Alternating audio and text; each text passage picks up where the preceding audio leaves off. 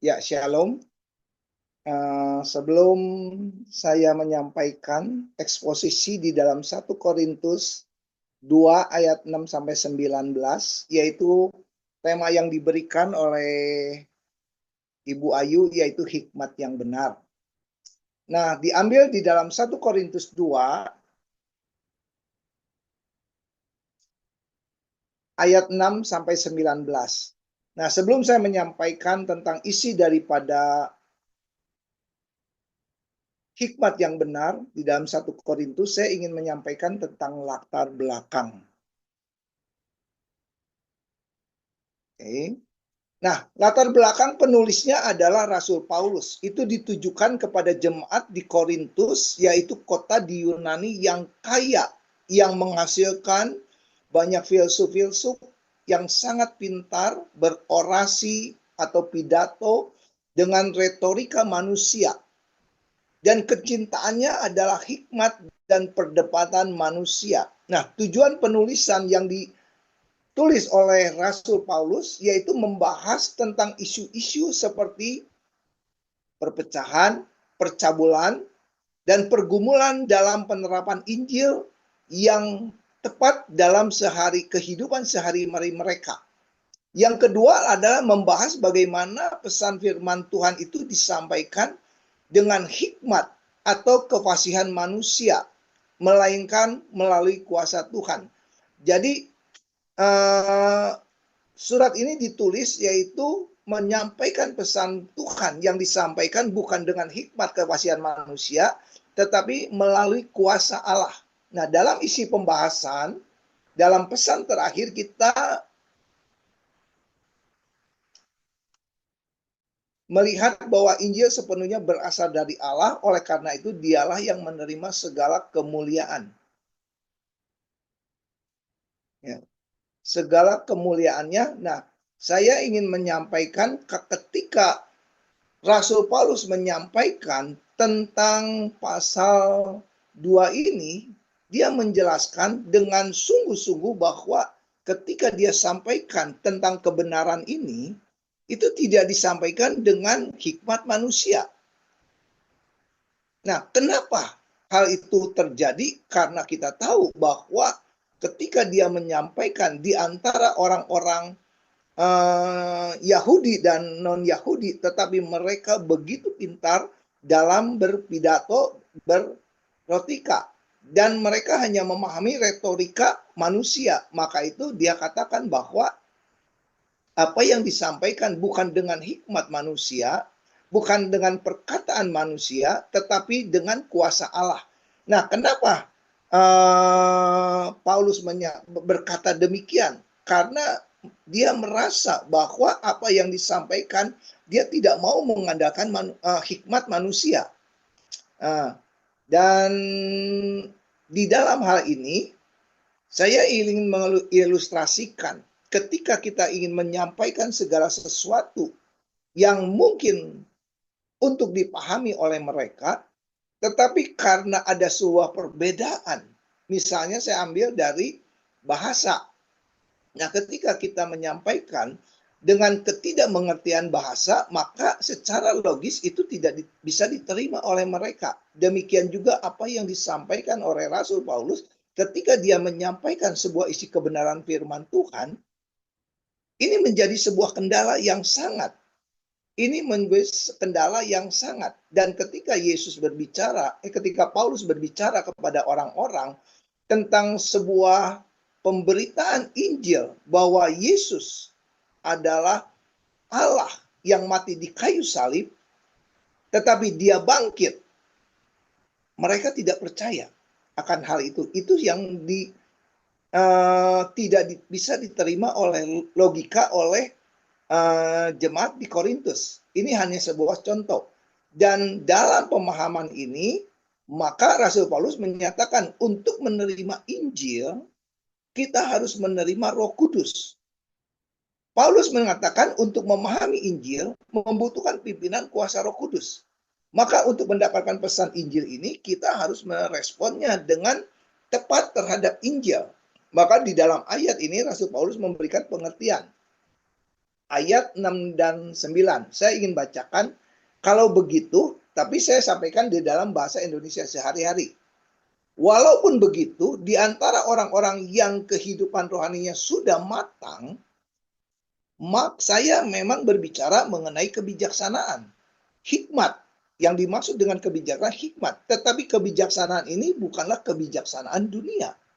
Dan kebijaksanaan penguasa-penguasa atau kebijaksanaan penguasa-penguasa zaman ini yang kekuatannya akan lenyap. Ayat 7, kebijaksanaan yang saya kemukakan ini adalah kebijaksanaan dari Allah.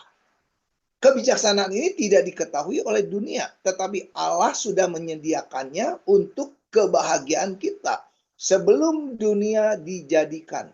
Tidak ada seorang pun dari penguasa zaman ini yang tahu tentang kebijaksanaan itu, sebab seandainya mereka sudah mengetahui, tentu mereka tidak akan menyalibkan Tuhan yang mulia. Sebaliknya, hal itu seperti yang tertulis di dalam Alkitab.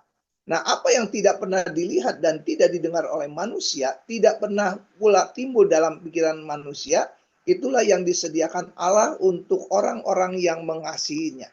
Nah, mari kita belajar dari maksud apa yang disampaikan penulis.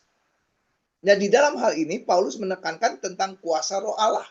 Di dalam 1 Korintus 2 ayat 6, sesungguhnya demikian kami memberitakan hikmat di kalangan mereka tentang mereka yang matang, yang telah matang. Nah, hikmat yang bukan dari dunia ini, yang bukan dari penguasa-penguasa dunia, yaitu penguasa-penguasa yang akan ditiadakan. Nah, di dalam hal ini Paulus ingin menceritakan bahwa apa yang aku sampaikan bukan karena hikmat manusia, tetapi hikmat yang daripada Roh Allah. Dan kalau aku menyampaikan tentang pemberitaan Injil, biarlah kuasa Roh Kudus yang memberikan pengertian. Nah, di dalam ayat 1 Korintus 2 ayat 6 ini, ketika Paulus sedang berdiri di antara orang-orang, dikatakan orang-orang yang matang. Apa yang dimaksud dengan yang matang? Nah, pemahaman yang matang ini adalah teleos, yang artinya bahwa pertumbuhan karakter mental moral yang sudah matang. Jadi cukup umur dan orang itu cukup dewasa. Tetapi apa yang dikatakan di sini bukan karena kematangan rohani, tetapi kepandangan secara jasmani. Nah, di dalam ayat 6 ini pula Rasul Paulus menyatakan tentang hikmat Allah, yaitu hikmat yang benar di antara orang-orang yang sudah dewasa. Nah, pengertian yang matang yang sudah dewasa ini diharapkan oleh Rasul Paulus bahwa mereka ini adalah orang-orang Kristen yang bisa menerima, memahami secara rohani, berkarakter moral yang dewasa, yang merujuk pada seseorang yang masuk untuk menerima firman Tuhan. Jadi pada saat Paulus menyampaikan kebenaran firman itu, Paulus itu diperhadapkan oleh mereka punya hikmat-hikmat duniawi. Nah, ketika mereka menyampaikan tentu tidak matching, tentu tidak pas. Maka itu Paulus berkata, aku berharap engkau sudah dewasa dalam kematangan rohani. Nah, di sini mungkin yang paling ditepati sebagai seorang yang diinisiasikan kepada kekristenan. Berharap Paulus untuk mengerti apa yang disampaikan itu matang secara rohani, yaitu telah menjadi orang percaya kepada Kristus, di mana ketika dia menyampaikan, maka ini bisa diterima. Dan pesan ini adalah pesan, bukan pesan hikmat dunia, tetapi hikmat yang daripada Allah. Saat Paulus memberikan hikmat yang disebut dengan Sofi atau Sofia, atau kebijaksanaan, ini yang merupakan berasal daripada Injil. Kalau dia menyampaikan hikmat yang diberikan Allah, yaitu hikmat rohani, maka yang engkau perlukan untuk boleh menyampaikan adalah harus berdasarkan hikmat Roh Kudus, bukan hikmat manusia. Nah, kita menyadari bahwa bangsa Yunani atau jemaat di Korintus adalah memang orang-orang yang dalam kebudayaannya mereka menonjolkan filsafat-filsafat yang luar biasa, retorika pendidikan manusia yang luar biasa. Pelatihan retorika bagi orang-orang Yunani adalah keharusan. Tetapi apa yang dipelajari oleh mereka adalah karakter hikmat manusia. Tentu tidak nyambung. Nah, dengan ini Paulus menyampaikan bahwa pesan yang dia sampaikan tidak sebagus mereka. Tidak terlatih dalam retorika. Tetapi Paulus bukan anti intelektual. Tidak. Dia tidak anti kebodohan. Tetapi harus dimengerti ketika dia menyampaikan tentang pemberitaan Injil, ini adalah hikmat yang daripada Allah. Maka ketika aku menyampaikan, maka yang kuperlukan ada kekuatan daripada Roh Kudus. Nah, di dalam ayat 6c inilah Paulus berbicara tentang penguasa zaman ini. Yang dimaksud dengan penguasa zaman ini adalah para penguasa-penguasa agama Yahudi atau juga penguasa-penguasa Romawi yang kafir yang bekerja sama untuk menyalibkan Yesus. Kenapa para penguasa menyalibkan Yesus, Sang Mesias? Karena jawabannya tidak ada dari penguasa dunia ini yang mengenal. Jadi pantas saja kalau kita menyampaikan tentang pemberitaan tentu tidak pas, ya, karena apa yang disampaikan mereka menggunakan hikmat dunia, tetapi Paulus menyampaikan dengan hikmat yang daripada Allah. Yang menjadi persoalannya, kenapa mereka para menyalibkan Yesus? Kenapa mereka sampai membunuh Yesus? Terutama orang-orang Yahudi yang mereka tinggal di Korintus, karena mereka tidak mengenal siapakah Tuhan. Kenapa mereka tidak mengenal? Karena mereka hanya berpandangan bahwa Yesus itu adalah manusia yang tidak bisa mereka terima. Dan orang-orang Yunani sendiri tidak mengakui akan hal itu. Mana mungkin kalau dia adalah sebagai Allah, kenapa dia harus mati di kayu salib? Kalau dia Allah, kenapa datang ke dalam dunia ini? Sehingga mereka menyanggah hal itu, maka mereka melakukan mereka menyalibkan Yesus. Mereka menganiaya Yesus seakan-akan mereka menjadi bidat di dalam pemahaman mereka sebagai orang Yahudi, ya, Taurat.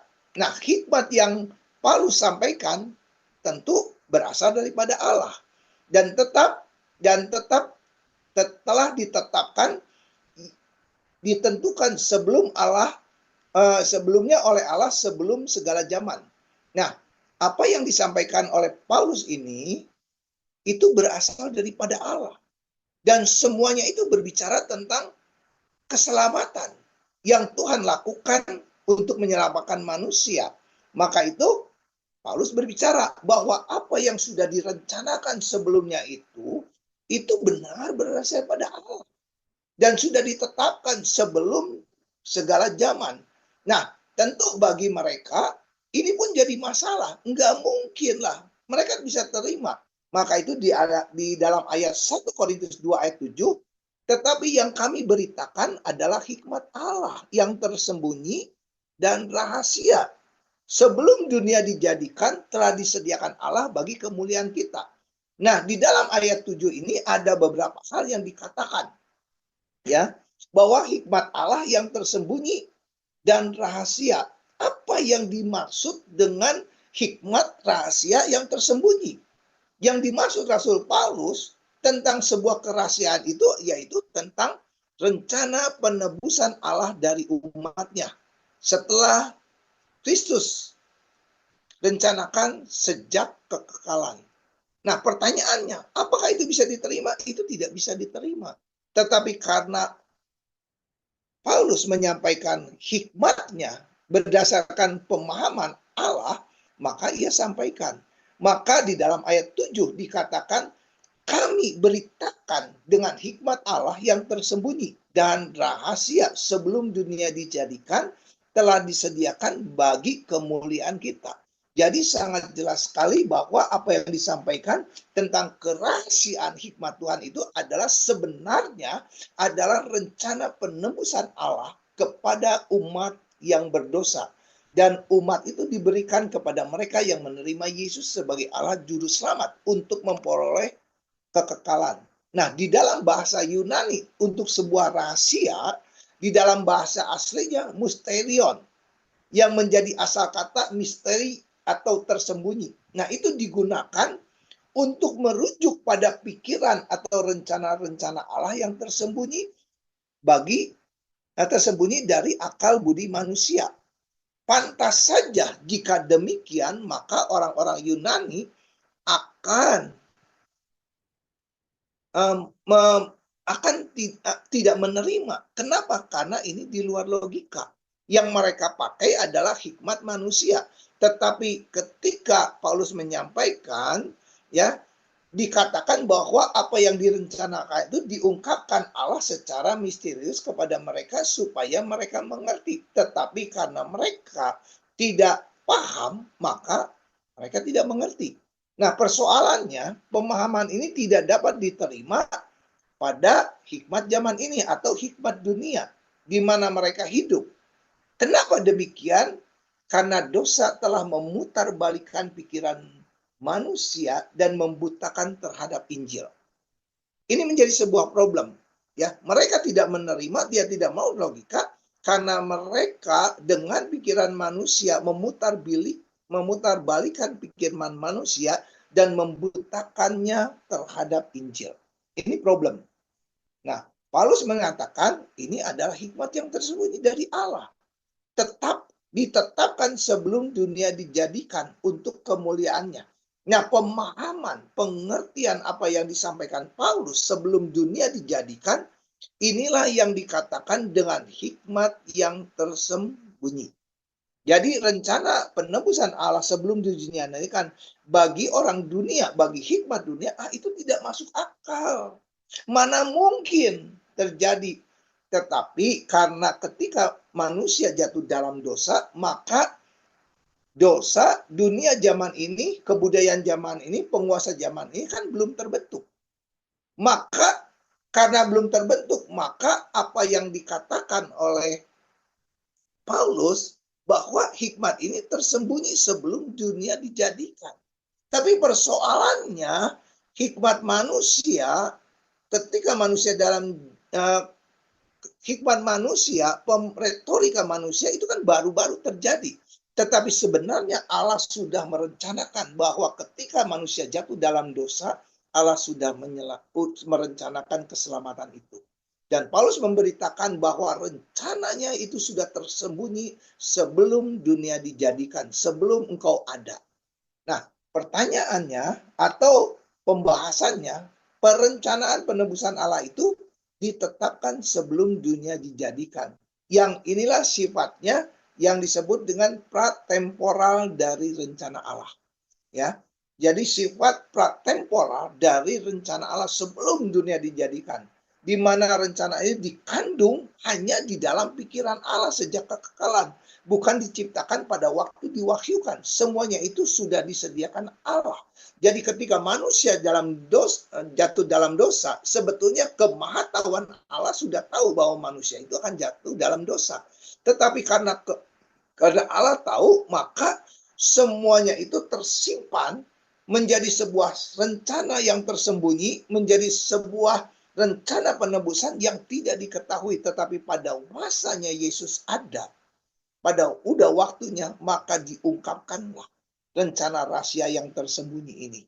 Dan dikatakan di dalam ayat di dalam ayat 7 tadi, bahwa telah disediakan. Maksudnya sebelum Kristus lahir ke dalam dunia ini belum tergenapi. Benar. Maka itu masih tersembunyi, masih rahasia. Tetapi sekarang setelah Yesus lahir, maka diberitakanlah, diungkapkanlah segala sesuatu yang tersembunyi, yaitu rencana keselamatan Allah kepada para murid-muridnya, para rasul-rasulnya, dan kita semua. Maka itu di dalam Roma 16 ayat 25, bagi dialah yang berkuasa untuk menguatkan kamu menurut Injil yang kumasyurkan dan pemberitaan tentang Yesus Kristus sesuai dengan pernyataan rahasia yang didiamkan berabad-abad lamanya. Ini diungkapkan di dalam perjanjian baru oleh Rasul Paulus di dalam Roma 16 ayat 25. Jadi bagi dialah yang berkuasa untuk menguatkan kamu menurut Injil yang kumasyurkan dan pemberitaan tentang Yesus Kristus. Jadi semuanya itu sudah tergenapi ketika Yesus lahir sesuai dengan pernyataan rahasia. Rahasia yang diungkapkan oleh nubuatan-nubuatan yang lalu dan rahasia dalam rencana Allah. Didiamkan berabad-abad lamanya. Efesus 3 ayat 10 berkata, supaya sekarang oleh jemaat diberitakan berbagai macam hikmat Allah kepada pemerintah-pemerintah dan penguasa-penguasa di surga. Ya, penguasa-penguasa di surga ini adalah kepada orang-orang dan malaikat-malaikat juga ingin meneliti. Tadi saya baru sampaikan di dalam 1 Petrus 2 yang mengatakan bahwa nabi-nabi pun meneliti. Penguasa-penguasa di surga pun malaikat juga ingin tahu. Nah, persoalan yang apa yang ingin diketahui tentang rahasia ini bagi para nabi menyelidiki di dalam 1 Petrus berapa ya tadi? Saya hanya mengatakan bahwa apa yang dimaksud oleh penulis Petrus, nabi-nabi tidak menyelidiki. Tetapi yang dimaksud oleh Petrus di dalam 1 Petrus 2 adalah bahwa ternyata apa yang dimuatkan oleh para nabi itu sudah dinubuatkan jauh-jauh hari. Dan Rasul Petrus berbicara bahwa apa yang disampaikan oleh para rasul itu adalah ajaran-ajaran yang benar, yang sudah disampaikan sesuai dengan apa yang dikatakan oleh para nabi. Nah, penguasa-penguasa di surga ini berbicara tentang malaikat. Nah, apa yang dimaksud dengan malaikat? Kenapa malaikat ingin mengetahuinya? Karena malaikat ingin mengetahui seberapa jauh keselamatan yang Allah lakukan melalui kuasa Roh Kudus sehingga Yesus mati di kayu salib untuk menebus manusia. Itu yang disampaikan. Nah, semuanya itu ketika Yesus sudah lahir ke dalam dunia ini, dia melakukan penebusan dosa dengan mati di kayu salib, maka semuanya sudah tergenapi. Tapi semuanya itu sudah disediakan sebelum dunia dijadikan atau sebelum Tuhan Yesus lahir. Itulah yang diungkapkan oleh Rasul Paulus. Dan ini telah sesuai dengan apa yang ditetapkan sebelum permulaan zaman untuk kemuliaan kita. Ya, yang bertolak belakang dari ajaran dunia yang akan lenyap. Jadi hikmat segala macam akan lenyap, tetapi kebenaran Allah itu akan dinyatakan, yaitu tentang keselamatan manusia sampai pada saatnya Tuhan Yesus datang untuk kali kedua. Dan dikatakan bagi kemuliaan kita. Nah, kata kemuliaan terhadap kita di dalam kitab suci itu mewakili semua. Bahwa semua keselamatan itu adalah terjadi permulaan akhir pada saat kekekalan.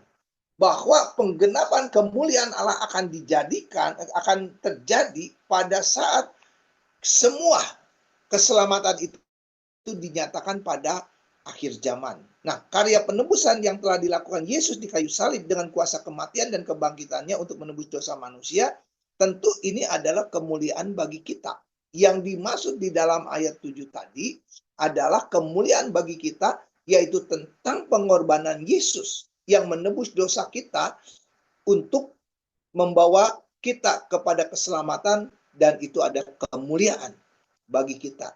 Dan Allah memutuskan rencana keselamatannya bagi umatnya, bahkan sebelum waktu dimulai dan kebijaksanaannya tersembunyi dalam pertimbangan pikirannya. Jadi semua yang terjadi, keselamatan yang akan Yesus lakukan sebetulnya sudah menjadi pikiran Allah sebelum dunia dijadikan. Tetapi setelah terjadi, maka diungkapkanlah melalui hamba-hambanya, para rasul-rasulnya, dan kita semua. Ya, tentang rencana penebusan itu menjadi bagian. Nah, di dalam 1 Korintus 2 ayat 6 dikatakan, 1 Korintus 2 ayat 8, maksud saya, Tuhan kemuliaan adalah gelar keilahian Allah. Ayat ini diambil di dalam Mazmur 24 ayat 10. Siapakah dia Raja kemuliaan? Karena Paulus mengatakan bahwa dialah Tuhan, kemuliaan, gelar keilahian Allah. Nah, yang menjadi persoalan, dari mana ayat ini Paulus ini hikmahnya keluar? Ternyata itu bersumber dari Mazmur 24 ayat 10. Dikatakan siapakah dia itu Raja kemuliaan? Tuhan semesta alam, dialah Raja kemuliaan. Nah, jawabnya Tuhan kuat perkasa, dialah Raja kemuliaan. Itulah yang dimaksud di dalam 1 Korintus 2 ayat 8. Nah, hal itu ditujukan, Paulus menunjukkan kepada Kristus bahwa dialah anak Allah, sang Raja kemuliaan. Dan dikatakan hikmat ilahi, ya, dikatakan ada perkataan hikmat ilahi. Hikmat ilahi adalah keilahian Allah yang tidak mampu dipahami oleh akal manusia, pikiran manusia. Harus disadari, seberapapun pintarnya, kekuasaan pengaruhnya tidak mampu memahami hikmat Allah. Siapapun orangnya, akal manusia, kepintaran manusia, pemikiran manusia, bagaimanapun tidak bisa mempengaruhi atau melampaui pemahaman hikmat Allah. Hal itu didasari di dalam surat Yesaya 64 ayat 4. Dikatakan tidak ada telinga yang mendengar dan tidak ada mata yang melihat seorang pun Allah yang bertindak bagi orang-orang yang menantikan Dia. Hanya Engkaulah yang berbuat demikian. Hanya Kristuslah. Maka itu sebagai satu konfirmasi daripada ayat ini tertulis di dalam 1 Korintus 2 ayat 9. Tetapi seperti ada tertulis, apa yang tidak pernah dilihat oleh mata dan tidak pernah didengar oleh telinga dan apa yang tidak pernah timbul di dalam hati, semuanya disediakan Allah untuk mereka yang mengasihi Dia. Dialah karya keselamatan manusia dari sebuah penebusan dosa. Nah, kadang-kadang ketika kita berdoa, seringkali kita berkata, Tuhan melakukan segala sesuatu perkara yang besar. Dan apa yang tidak pernah kita lihat dengan mata, dan tidak pernah didengar oleh telinga, dan tidak timbul di dalam hati, ternyata Tuhan sediakan. Ternyata konteks daripada ayat ini berbicara tentang hikmat Allah. Ternyata hikmat Allah itu tidak bisa disamai dengan hikmat manusia. Itulah konteks daripada ayat ini. Ya, ayat 1 Korintus 2 ayat 9. Nah, pesan ini melampaui apa yang dilihat mata kita, yang tidak bisa didengar oleh telinga kita, dan apapun yang masuk kepada pikiran kita, kalau ditangkap dengan hikmat manusia, maka pesan itu akan asing diterimanya. Tetapi bagi kita, orang yang beriman, kita mengetahui dengan hikmat Allah, ternyata hikmat Allah adalah melampaui apa yang jauh dari pikiran manusia.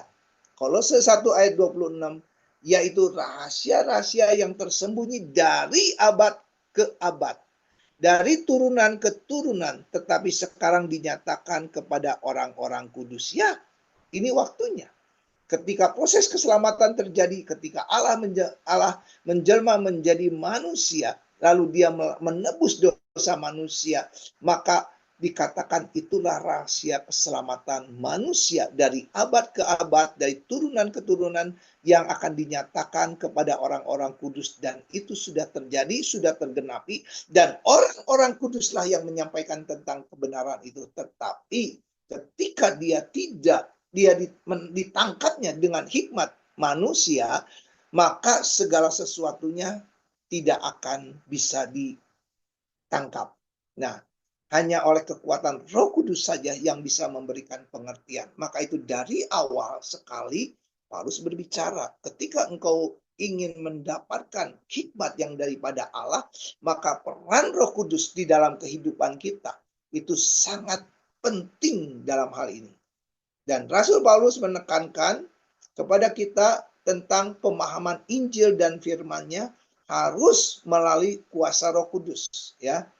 Roh Kudus mengajar kita, memberikan pengertian, memberitakan dan mengajarkan firman-Nya. Roh Kudus juga memberikan pewahyuan kepada hikmat kepada kita ketika kita membaca, merenungkan firman Tuhan. Mungkin pada saat ini kita membaca, kita tidak mengerti.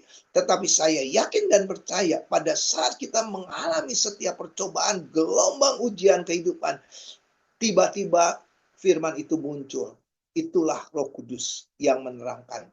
Dan untuk mempelajari dan membaca kebenaran Alkitab, ya tidak cukup kita hanya datang ke gereja mendengarkan firman, lalu kita pulang tanpa mendapatkan pengertian apa-apa. Tetapi ketika peran Roh Kudus yang ada di dalam kehidupan kita, maka dialah yang akan beri pengertian kepada kita. Nah, di dalam ayat 12, Roh yang memberikan pesan yang kita butuhkan. Nah, bagaimana itu bisa terjadi? Itu bisa terjadi karena kita punya hubungan intim dengan Tuhan. Ya, Roh Kudus memberikan pesan. Artinya, Roh Kudus dengan kita punya hubungan. Tetapi hubungan itu akan menjadi nyata ketika kita intim dengan Tuhan. Maka hikmat Allah yang tersembunyi secara akal manusia itu tertulis di dalam surat Paulus 1 Korintus 2 ayat 10. Dikatakan, karena kepada kita Allah telah menyatakan rohnya. Sebab rohnya menyelidiki segala sesuatu, bahkan hal-hal yang tersembunyi di dalam Allah. Yang bisa mengungkapkan sesuatu yang tersembunyi dari diri Allah, yang menyelidiki segala sesuatu dari diri Allah, hanya Roh Kudus. Tidak ada hal yang lain. Karena Roh Kudus yang mampu menyingkapkan hikmat Allah. Karena dia sendiri adalah Allah. Dia adalah pribadi ketritunggalan yang sama sifatnya dengan sifat-sifat ilahi di dalam ketunggalan Allah. Di dalam Bapa, Putra, dan Roh Kudus. Jadi hanya Roh Kuduslah yang sanggup untuk menyelidiki, yang mengungkapkan segala sesuatu rahasia yang tersembunyi dalam pikiran-pikiran Allah. Nah, Paulus membandingkan hal yang sama secara paralel dengan roh manusia. Dan hanya roh manusia sendirilah yang menyelami pikiran diri sendiri. Jadi dalam hal ini Paulus ingin memberikan contoh. Siapa yang bisa mengetahui pikiran kita? Siapakah yang mengetahui keinginan kita? Siapakah yang ingin mengetahui perasaan kita? Tentu diri kita sendiri. Nah, hal itulah yang menjadikan perbandingan. Jadi kalau kita ingin mengetahui pikiran-pikiran Allah, sesuatu yang tersembunyi dari maksud yang tersembunyi, hanya Roh Kuduslah yang bisa menyelidikinya. Karena dia adalah pribadi Allah sendiri. Itulah yang ingin disampaikan oleh Rasul Paulus. Nah, dalam Rasul Paulus berkata 1 Korintus 2 ayat 12 dikatakan, kita tidak menerima roh dunia, tetapi roh yang berasal dari Allah supaya kita tahu apa yang dikaruniakan Allah kepada kita. Nah, Paulus menyampaikan di dalam roh. Jadi bagaimana tentang hubungannya roh kita dengan Allah? Nah, kalau kita ingin mengetahui segala sesuatu, maka peran Roh Kudus di dalam kehidupan kita itu menjadi sangat penting. Kita akan mengetahui tentang apa yang tersembunyi, apa yang ingin disingkapkan Tuhan, hanya oleh Roh Kudus saja yang ada di dalam kehidupan kita. Artinya Paulus ingin berkata bahwa peran Roh Kudus dalam kehidupan kita mempunyai hubungan antara kita dengan Allah. Nah, Rasul Paulus ingin mengatakan semua orang percaya tidak menerima roh dunia, melainkan roh yang berasal daripada Allah bagi orang yang percaya, yang telah dipersatukan dengan Kristus di dalam Roh Kudus dan berdiam di dalam pribadi kita. 1 Korintus 2 ayat 12. Ternyata hubungan kita begitu erat ketika kita menyadari bahwa di dalam diri kita ada kuasa Roh Kudus yang ingin menyampaikan atau yang ingin mengungkapkan segala sesuatu hikmat-hikmat ilahi. Agar kita dapat mengerti apa yang dikaruniakan Allah kepada kita, di mana Allah juga merencanakan segala sesuatu di dalam kehidupan kita, dimanapun juga Allah merencanakan keselamatan bagi kita sejak masa kekekalan, tetapi melalui Kristuslah yang telah membeli keselamatan kita. Nah, kalau kita menyadari, kita mengerti bahwa semua itu adalah pekerjaan Roh Kudus yang Allah lakukan, maka kita akan menghargai pengorbanan Yesus yang telah mati di kayu salib. Dan semuanya itu sejak awal Allah sudah merencanakan melalui karyanya ke dalam kehidupan manusia, ke dalam kehidupan manusia melalui Yesus Kristus. Kita hanya mempercayai dengan iman bahwa apa yang diberikan itu adalah hikmat yang daripada Allah. Saya ambil contoh Titanic, ya, sebuah ilustrasi. Saudara tahu kan tentang Titanic? Dia adalah sutradara yang mendapatkan box office yang besar, ya, sangat besar karena dia sukses. Ini bukan sebuah fiktif, tetapi kapal ini benar-benar ada dan diketemukan. Tetapi ketika sedang pelayaran ke Amerika, ketika dia harus melalui hamparan gunung es, lalu dia menabrak dan dia tenggelam di dalam kedalaman 3.800 meter, 3,8 kilometer, dalam keadaan cuaca di bawah 0 atau 0, kurang lebih 0 dan 1 derajat Celcius. Nah, ketika kapal Titanic itu tenggelam, tentu kita tidak bisa melacaknya. Tidak dapat kita lihat karena keadaan begitu dingin, tekanan air yang begitu benar. Nah, pertanyaannya, bagaimana mereka dapat menemukan Titanic? Ternyata mereka membutuhkan kapal selam kecil yang dikendalikan dari jarak jauh dengan kamera, dengan peralatan khusus di dalamnya, dan kapal itu ternyata mampu diketemukan dalam keadaan dasar laut yang gelap dan dingin. Melalui siaran elektronik, melalui monitor yang dipantau di atas permukaan, dan mampu memberikan pesan kepada mereka tentang posisi daripada kapal yang tenggelam itu. Nah, untuk mengetahui maka diperlukan sebuah kapal kecil untuk menyelam. Demikian juga di dalam kehidupan kita. Kalau kita ingin mendapatkan hikmat pemberitaan firman, maka salah satu jalannya adalah Roh yang menuntun kita, yang memampukan kita untuk memahami dan mengerti apa yang ada dalam pikiran Allah. Dan karya Roh Kudus yang mengilhami kita akan firman-Nya dan karyanya. Maka saya percaya melalui Roh Kudus kita akan mengenal, kita akan bertumbuh dalam pengenalan akan Tuhan, hubungannya dengan Dia, dan Allah akan memberikan pesan pengertian kepada kita. Itu yang disampaikan. Dan yang ayat 13 dikatakan, karena kami menafsirkan hal-hal yang rohani kepada mereka yang mempunyai roh, kami berkata-kata tentang karunia-karunia Allah dengan perkataan yang bukan diajarkan kepada kami oleh hikmat manusia, tetapi oleh Roh Kudus. Nah, di dalam ayat 13 ini dikatakan bahwa hikmat yang sama dari Allah yang telah diwahyukan oleh Roh, yang sama oleh Roh itu sendiri. Dia berpesan hal yang sama yang disampaikan kepada para rasul. Seperti apa yang disampaikan Rasul Paulus, demikian juga hal yang sama itu diwahyukan kepada kita. Di dalam ayat 13 ini menyatakan apa yang disampaikan oleh Roh Kudus kepada para rasul itu pun juga disampaikan kepada kita. Makanya kita tidak aneh kalau kita bisa memahami dengan jelas apa yang ditulis oleh para rasul di dalam Alkitab, kita bisa memahaminya dengan jelas. Kenapa demikian? Karena Roh Kuduslah yang memberikan hikmat pengertian kepada kita untuk memahami apa yang dimaksud dari penulisan ini.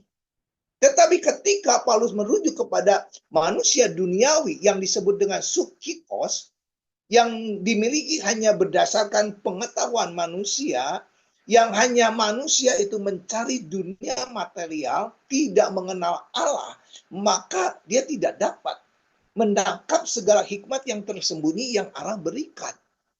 Dan juga dia tidak akan dapat merasakan kuasa Allah bekerja. Dan dia juga tidak bisa menerima roh hikmat yang daripada Allah ketika dia tidak memahami tentang kuasa Roh Kudus di dalam dirinya. Dan di dalam 1 Korintus 2 ayat 14 dikatakan, tetapi manusia duniawi tidak menerima apa yang berasal daripada Roh Allah, karena hal itu baginya adalah sebuah kebodohan. Dan ia tidak dapat memahaminya sebab hal itu hanya dapat dinilai secara rohani. Jadi sangat jelas sekali. Ketika kita memakai atau membawa diri kita pada manusia duniawi yang hanya berpikiran katanya material, maka itu akan menjadi sebuah kebodohan penilaian bagi orang-orang yang rohani. Ya. Dan itu hanya dapat dilihat, dipahami ketika dipahami secara rohani. Di dalam versi NIV dikatakan manusia tanpa roh. Jadi manusia duniawi itu adalah tanpa roh, yang tidak ada Roh Kudusnya. Pemikiran mereka hanya pikiran duniawi, tanpa terjamah oleh Roh Kudus. Karena dia tidak memiliki roh Allah, dia tidak menerima pesan-pesan roh. Maka itu seringkali ketika kita menyampaikan kebenaran firman Tuhan, ketika mereka diterima dengan logika mereka, maka itu adalah sebuah kebodohan. Sebuah kebodohan yang tidak mungkin bisa. Ya, itu yang sedang terjadi.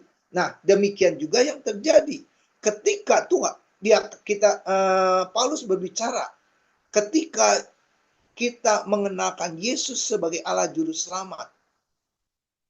Lalu dia punya pemikiran, dia menyampaikan bahwa dia adalah Tuhan. Nah, dia akan menderita mati di kayu salib. Nah, secara logika manusia, itu kebodohan manusia. Kok bisa-bisanya Tuhan Yesus, Allah menjadi manusia dan mati. Nah, ini kebodohan. Itulah yang dimaksud dengan ayat 14. Karena keberdosan manusialah yang menjadi penghalang di dalam pemahaman dan untuk menerima wahyu Tuhan. Jadi ada penghalang, ya. Nah, di dalam ayat 1 Korintus 2 ayat 15, tetapi manusia rohani menilai segala sesuatu, tetapi ia sendiri tidak dinilai orang lain. Nah, kata penilaian ini mempunyai arti dipahami secara benar, ya. Menilai secara benar atau menyelidiki secara benar atau memahami pengertian secara rohani. Nah, jadi jika demikian di dalam ayat lo, manusia rohani menilai segala sesuatu tetapi ia sendiri tidak dinilai orang. Hanya pemahaman dia pribadi secara rohani, dia memahami, oh maksudnya gini Tuhan. Oh maksudnya gini Tuhan. Oh kenapa Tuhan bisa terjadi begini. Oh maksudnya itu. Oh gini ya Tuhan. Nah itulah pemahaman penilaian ketika roh Allah ada di dalam kehidupan. Itu yang ingin disampaikan Rasul Paulus. Jadi maknanya jelas, orang yang memiliki Roh Kudus akan memahami hal-hal yang daripada roh, tetapi disalahpahami oleh mereka yang tidak memiliki roh. Dan terakhir, ayat terakhir dikatakan 1 Korintus 2 ayat 16. Sebab siapakah yang mengetahui pikiran Tuhan sehingga ia dapat mengasihi dia?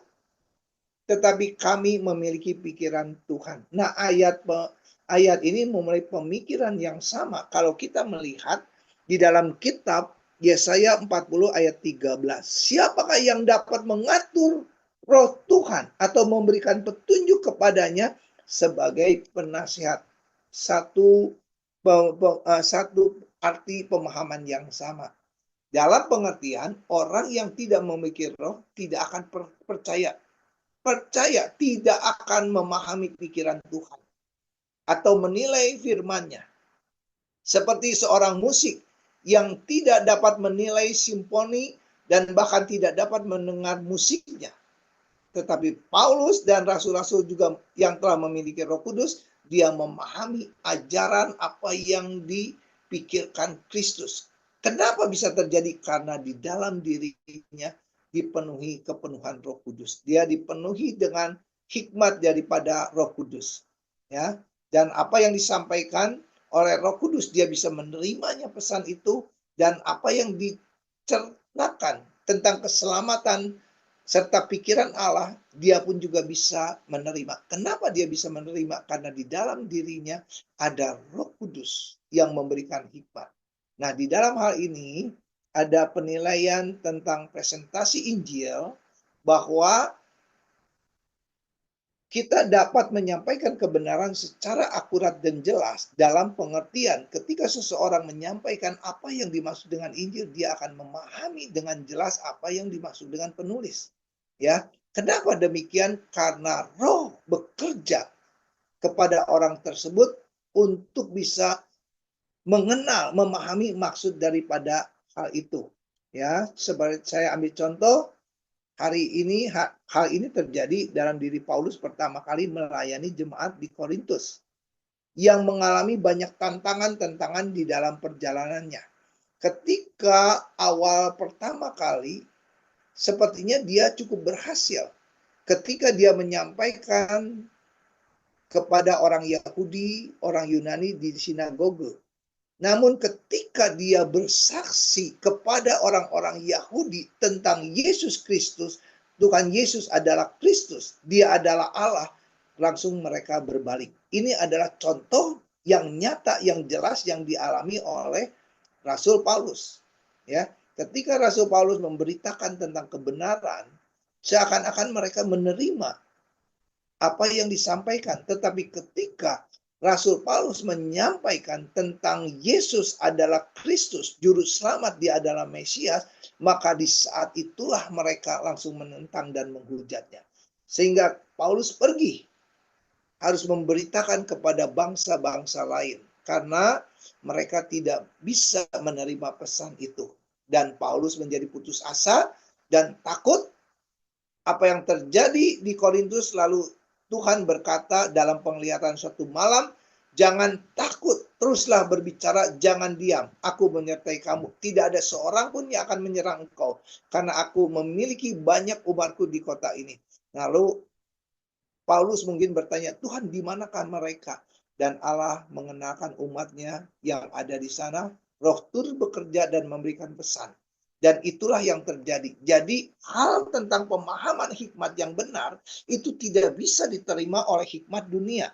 Dan itu terjadi dalam pelayanan daripada Paulus. Ketika Paulus memberitakan tentang kebenaran, seakan-akan mereka mau menerima. Tetapi ketika dia berbicara tentang Yesus adalah Kristus dan Mesias, lalu dia dihujat dan ditentang. Tetapi Allah tidak pernah menyia-nyiakan orang-orang yang sungguh-sungguh memahami hal itu, dan Tuhan berikan hikmat kepada mereka untuk tetap berjalan, jangan takut. Dan firman itu yang dimaksud di dalam 1 Korintus 2 ayat 6 sampai 16. Terima kasih, Tuhan Yesus berkati. Mari kita akan berdoa. Terima kasih Bapa atas pengertian hikmat yang kau berikan kepada kami, sekalipun dalam hal ini hamba-Mu tergesa-gesa. Hamba minta Roh Kudus engkau memberikan pemahaman pengertian. Kami percaya hamba keberadaan Roh Kudus ada di dalam kehidupan hamba. Demikian juga kepada saudara-saudara, teman-teman sepelayanan di FWF ini. Terima kasih Bapak, di dalam nama Tuhan Yesus kami berdoa. Haleluya. Amin. Terima Amin. kasih Ibu Ayu, dengan mohon maaf tergesa-gesa karena keterlambatan saya, jadi saya percepat. Mudah